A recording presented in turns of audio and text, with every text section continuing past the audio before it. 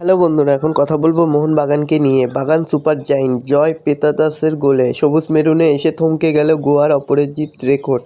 এবারেও আইএসএলে প্রথমবার হার মারল এফসি গোয়া। বুধবার মোহনবাগান সুপার জায়েন্টের বিরুদ্ধে দিমিত্রি পেতাদাসের গোলে 1-0 ব্যবধানে হেরে গেল তারা। লিগে মোহনবাগান উঠে এলো 3 নম্বরে। তো বন্ধুরা, এরকমই সব ফুটবলের খবর জানতে হলে আমার চ্যানেলটিকে অতি শীঘ্রই লাইক, কমেন্ট, সাবস্ক্রাইব করতে ভুলো না এবং বন্ধুদের মধ্যেও প্রচুর পরিমাণে শেয়ার করে দাও, যাতে আমার 4000 ঘন্টা ওয়াচ টাইম পূর্ণ হয়ে যায়। তো বন্ধুরা, এবারে আইএসএলে প্রথমবার হারলো এফসি গোয়া। বুধবার মোহনবাগান সুপার জায়েন্টের বিরুদ্ধে দিমিত্রি পেতাদাসের গোলে 1-0 ব্যবধানে হেরে গেল তারা। 74 মিনিটের মাথায় গোল করে দলকে এগিয়ে দিল পেতাদাস। সেই গোলেই গোয়ার মাটিতে গোয়াকে হারিয়ে দিল মোহনবাগান। আইএসএলে বুধবার পর্যন্ত অপরাজিত ছিল গোয়া। 12টি ম্যাচের মধ্যে 8টি জিতেছিল, ড্র করেছিল 2টিতে। সেই দলকে হারিয়ে দিল মোহনবাগান। সুপার কাপে যাওয়ার আগেই পরপর ম্যাচ হেরে চাপে ছিল সবুজ মেরুন।